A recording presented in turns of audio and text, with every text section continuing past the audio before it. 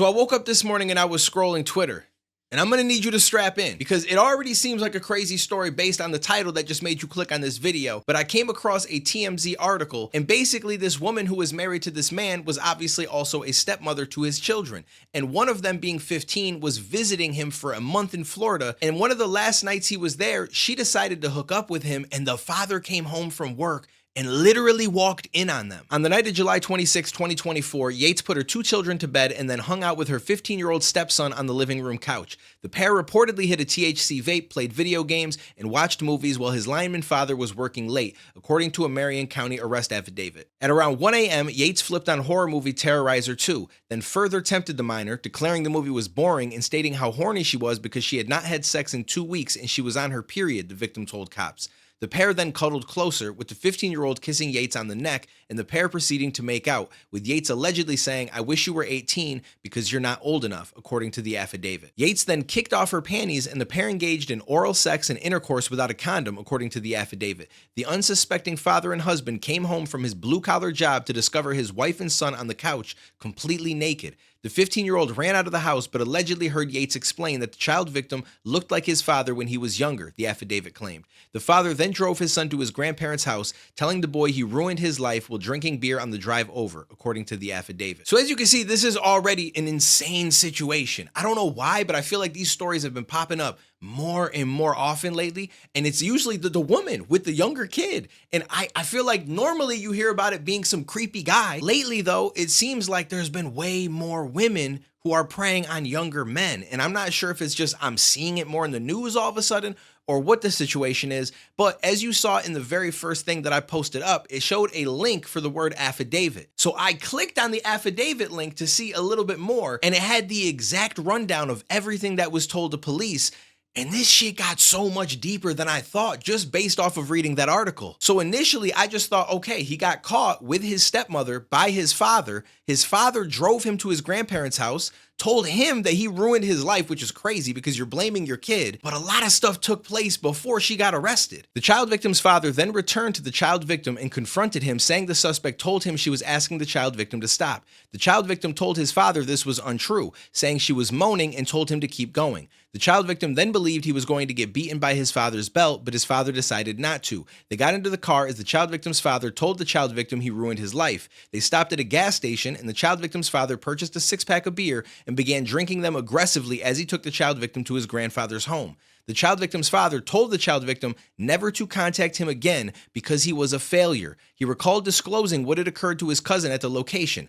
After this, his grandfather confronted the child victim, saying, "You better not be telling them what happened." His grandfather then told him not to call his mother when the child victim attempted to call to disclose to her. So not only did he tell his son that he ruined his life, he called him a failure and told him never to contact him again, which is crazy. But even crazier was the grandfather telling him, hey, don't tell anybody about this, and stopped him from calling his own mother to let her know what happened, which is wild. And I feel like it's an older generation thing, and I'm sure there's some younger people too, but I feel like the older generation, I've seen it over and over throughout the years, they don't want anybody to know their business. Whenever something happens, they think that it's best to keep it tucked close and handle it in the family. But in all reality, in situations like this, that is not the case. That's not what you should be doing. And this is a lot of reasons why some people had like that weird uncle or that weird family member and nobody ever got in trouble, because the family didn't want the rest of the world to know that this was a part of our family, that this happened, because they're scared how they're going to be looked at, when that is not what you should be worrying about.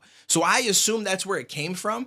But it continues to go on that way. When asked to clarify what statement made by the child victim about his father trying to cover it up, the child victim stated that his father called his grandfather, saying he wanted to strangle the child victim, then unalive himself. His father later called him and told him not to tell his mother and not to tell the police. The child victim's aunt later told the child victim that the suspect was talking about the incident, but was calling the child victim a master manipulator, blaming him for the incident. So I don't feel like I need to say much about what the child's father said he wanted to do to him and then to himself. That is absolutely insane. Your kid was a victim in this situation. I understand being angry, but this is not the way that you handle this. And then he also said, hey, don't tell the police.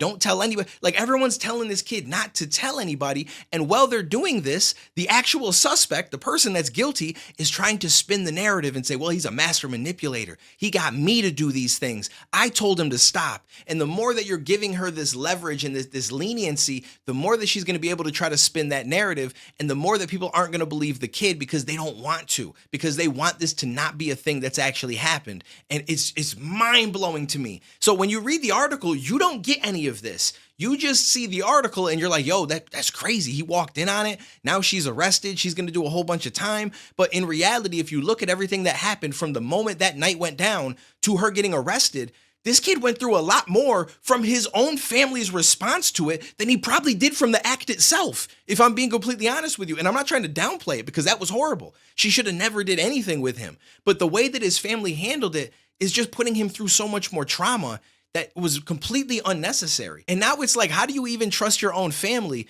when your father is saying he wants to strangle you and then take his own life?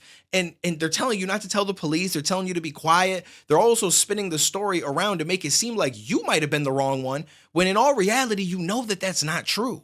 So it's absolutely mind-blowing. I mean, a week up to this, there was another part of this that explained how the woman had been flirting with him the entire time. She was playing around and sticking whipped cream out on her tongue, and he said that it looked like what he's seen in movies on the hub, so you know exactly what I'm talking about, and that she made comments before throughout the week about being horny. They went to the gym together, and when they left, she said some stuff like, oh, I bet everyone there thought you were my little boy toy. Like, she was pushing for this to happen. She was trying to create a situation and enter into his head with these thoughts so he might act on it, and then she could feel like, oh my God, this is so wrong, but yeah, keep going. Like, it's wild to me. And to have your whole family turn against you when you were the one that was manipulated and brought down this path as a young kid who's vulnerable, and now everyone's trying to make you out to be the bad guy and tell you not to tell anybody, that's sick and disgusting. It's crazy. Like, it's just wild to think that the trauma that you have from that situation might not even be the worst of it. The worst of it was how your family handled everything afterwards and the way that you were treated because of it. So, I don't know. I just saw this and wanted to talk about it. At first, it just seemed like a story I was going to read really quick and pass by. But once I saw all the extra details, I just wanted to present them, see what you guys think down below in the comments. And I will catch you in the next one, homies.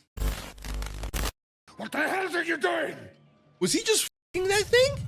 Yo!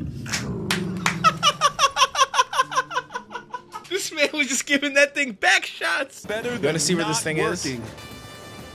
Okay, that's okay. Listen, we're not taking a picture of the little girl. I promise. Ah! Bro, that scared me so bad. Oh my God! I missed! No, I didn't. No, I didn't. I'm done with this game. Done with this game. Oh! What the f was that?